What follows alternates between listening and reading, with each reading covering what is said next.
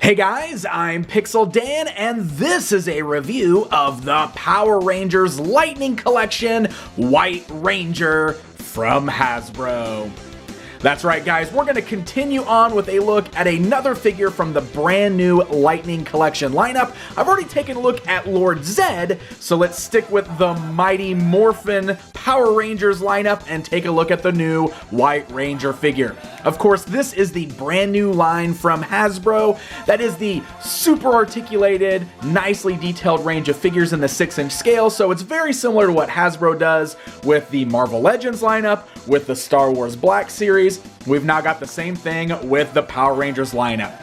As you can see, the figures come in very nice window boxes, fully showcasing the figure and the accessories within. I love the artwork. It's bright, it's colorful, it's vibrant, it's just very cool looking. It wraps around the spine on the one side of the box, while the other end almost works like a bookend. So it looks really neat if you actually wanted to keep these boxes or even keep them in the package and put them up on your shelf like books. It's a pretty neat little setup there. So really nice packages, but we're gonna go ahead and get these pulled out of those boxes because we gotta take a closer look at the White Ranger action figure. So let me start things off with the figure scale, which as you can see, he stands right at a full 6 inches tall.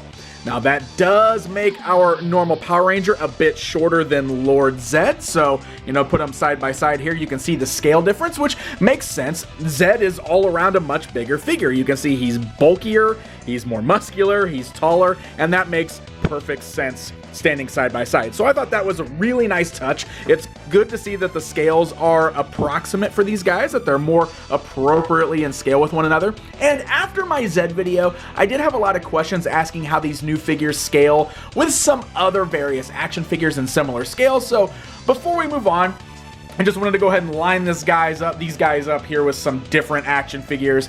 We've got a Marvel Legends figure, we've got a Masters of the Universe Classics figure, and a Mythic Legions figure from Four Horsemen. All of these kind of vary between the 6 and 7 inch scale, so this way you can see how they measure up with some of those other lines. Alright, so let's go ahead and get into some of the details here with our White Ranger.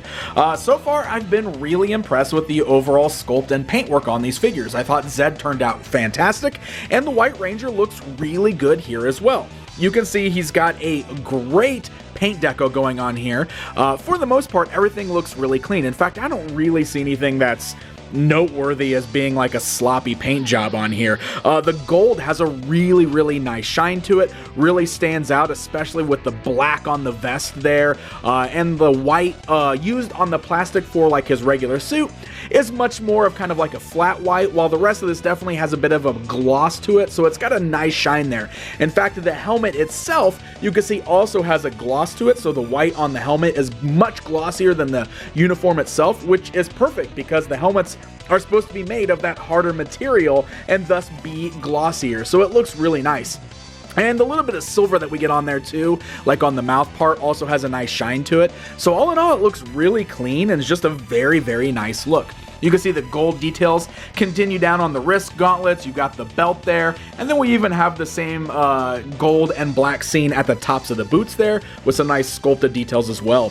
So all in all, it looks really great. I do also love how in the uniform there, you can see we've got some creases and wrinkles at certain points in the uniform, which gives it a bit more of a realistic look. I like that quite a bit. I think that is a great attention to detail. A lot of times on some of the more basic Power Rangers figures, we definitely wouldn't have stuff like that. It would just be kind of the straight sculpt. So I think those are very nice touches that add a bit more realism to the overall look of the figure.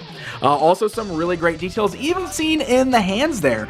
So even though this figure is mostly a solid white, I mean, look at that. We've got the little ridges there sculpted into the gloves. Again, that makes the whole thing feel just a bit more realistic. So all in all, the sculpting and paintwork is really great on this guy.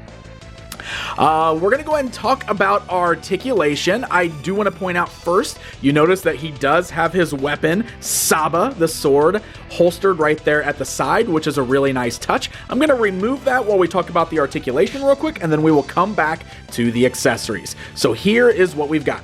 We do have a really nice ball joint at the head there, where the neck plugs into the head. So it can look left and right, slightly all around, but there's also a hinge joint there on the neck. So you can also move the head forwards and backwards with a great range of motion.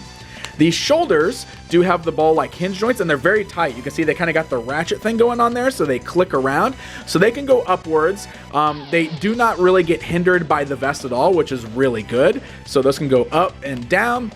You can also move them forwards and backwards. We do have the swivels at the bicep. We've got really nice double joints at the elbows there. Let's see if we can get good movement there. There you go. So it actually kind of sticks a little bit. There you go. Put a little bit of pressure. That way you can get the double jointed elbow to bend all the way there. You've also got your swivels at the wrist, as well as hinge joints at the wrist, which is great for posing, especially with some of those fist poses there. And we've got some interchangeable hands I'm going to show you in just a bit.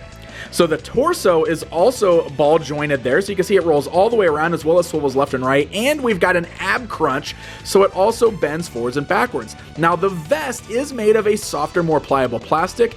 It does not appear like it's made to be removable, so it was placed on the figure. You probably could pull it off by taking off the helmet and moving the arms around and sliding it off, but it's good to know that it doesn't get in the way of the articulation at all. The hips there, you've got the ball joints at the legs, so the legs can go outwards, forwards, and backwards. You've got the swivel at the thigh cut. You've got really nice double joints in the knees there, swivels at the boot cut, and then the ankles move forwards and backwards. Again, real nice kind of tight ratchet-like joints, so there's some clicking in there. That way the feet aren't floppy. They're not too loose. I like that a lot. And then you've also got the nice rocker joint there, so they can rock the ankles side to side. So these guys have a great amount of articulation, which is something that I feel like is so perfect for a Power Rangers figure, so you can get some of those great poses and martial arts stances and lots of good stuff going on there. But I also mentioned interchangeable hands. So let me bring those in here just to show them to you. You can see right now we've got him with these closed fists. He also has an open palm left hand, which is great for some of your cool poses that a Power Ranger would do, and then a right hand that is gripping specifically for holding on to his accessory. So these are removable just by giving a nice firm pull there. They are just pegs, and they got some little ridges there that help hold them in place, which is why it's a little bit of work to pop them out of the joint, but not so bad. Give a nice firm press, and it's very easy to swap those in and out. And now we've got him, you can see, with his open hand there, which is great for holding on to Saba. Now, Saba's a great looking sword as well. A lot of good painted detail in here. You can see the blade is silver. You got some nice shiny golds on there. The head is also silver. Great little sculpt on there. I love the look of this accessory. Very, very cool. And of course, he can hold on to that with that open right hand there, which has actually got a really tight grip. You can see you got to kind of work it in there to get it under the fingers, but that's good because that way he gets a nice tight grip on the sword. Very, very cool looking accessory. And in addition, we've got this cool little blast effect. So this is just like a translucent blue blast. You can see it's got kind of like this little slot on there, so it plugs onto the blade of Saba. So, you know, if you want to pose him around doing some different, you know, blasts, or like he's striking somebody, you can put that blast effect on there. It actually stays on really nicely, and it's just a cool extra addition for the figure. So the last thing we've got going on here is we actually have an interchangeable head of Tommy Oliver or Jason David Frank. The likeness is there. You can see, I'm not sure if they used the real scan thing. Maybe they did, because the deco looks very similar to what we've been seeing recently on the Marvel Legends and the Star Wars Black Series figures. You can see we got the ponytail on the back. So first things first, let me show you how you do this. The head just pops right off of a ball joint there, just like that. And then we can take the new head and we can pop it on the ball joint. Sometimes the ball joint kind of rolls around because of the hinge. There we go. And now we've got Tommy with his helmet off. So, I don't know. I actually kind of have mixed opinions about this. I think the paint deco or something about it looks a little weird. He almost looks a little cross-eyed. He's not completely cross-eyed, but he almost looks a little cross-eyed. And I don't know if it's just my imagination, but I feel like the head is sitting a little too high on the neck. I don't know, it almost looks like it should come down just a little bit further on there. I don't know, you guys tell me. Maybe that's just me nitpicking. I don't know. I definitely don't think I will be displaying him this way. I don't think it looks as cool as I was hoping. I do like how the alternate head basically just becomes like his helmet, so you can get some poses of him holding his helmet if you want to pose him with the helmet off.